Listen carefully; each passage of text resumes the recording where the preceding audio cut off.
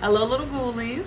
I wanted to talk about some TV shows and some movies that I don't think are considered horror enough for me personally. So let's get into it. So the first one I want to talk about is Ginger Snaps. I know that this is considered still in like the sci-fi horror genre, but I just feel like it does not get enough recognition within that genre. Just my opinion. I think that the movie does give a lot more bite than what people give it credit for.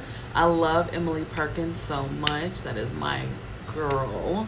I love the opening of this movie because I'm like relatable. I think that that looks beautiful.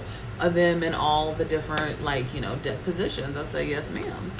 But I think that the body physicality that they do when she is transformed into a werewolf, I think it is very gory, especially for a kind of older movie like this. I just think that they don't give this enough credit. This is one of my favorite movies, and I am a vampire girly. I'm not even a werewolf girly, so that says something. Okay, the next one I want to talk about is Girl Interrupted. Now I know this is considered a psychological horror, but I don't think that it even gets enough recognition as that. And the reason that I feel like it is, in my opinion, more horror than psychological horror, yes, we are in a mental institution, and yes, we do talk about some traumatic things. We talk about some family issues.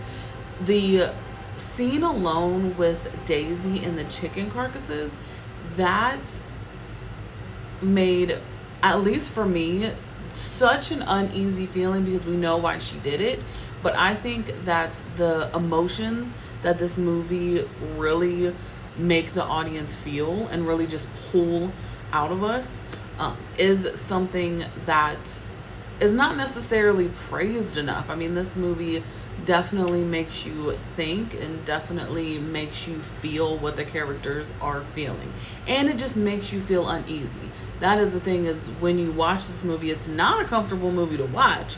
And you end with being like, wow, that was something. That was something. The last one I want to talk about is none other than Pretty Little Liars. Now, this one, I truly don't think that people do put this in the horror genre category, when, if you think about what the plot is, these teenagers are getting stalked, damn near murdered every episode, getting clues about what's going on. They have their entire lives tormented by A. Now, will I say that some seasons are better than the other? Did it get a little convoluted at the end? Yes, but we listen and we don't judge. I absolutely love the suspense in this show, and just the dollhouse episodes. If you've watched Pretty Little Liars, you know exactly what I'm talking about, and that should have been a whole ass series itself. Just saying. I think that they really put horror elements in the show, like the Halloween episodes, the train, Mona. I mean, we can go on and on. But I think that this one specifically does not get talked about when people talk about horror TV shows enough at all.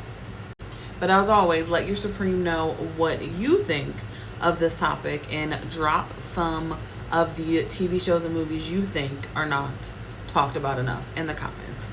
Ta-ta for now.